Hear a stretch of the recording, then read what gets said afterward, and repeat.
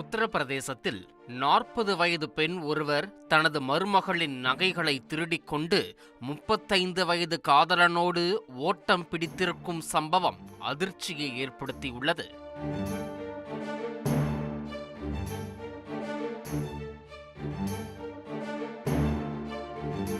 உத்தரப்பிரதேச மாநிலம் ஜான்சியை சேர்ந்த 40 வயதான சுக்வதி என்ற பெண் தனது கணவர், 2 மகன்கள், மருமகள்கள், 2 பேரப்பிள்ளைகள் என குடும்பத்துடன் வசித்து வந்துள்ளார்.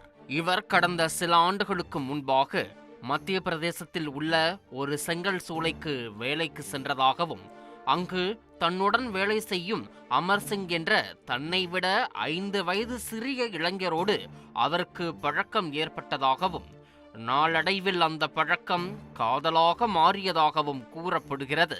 இந்த விஷயம் அப்பெண்ணின் கணவருக்கு தெரிய வரவே அவரை பலமுறை கண்டித்திருக்கிறார்.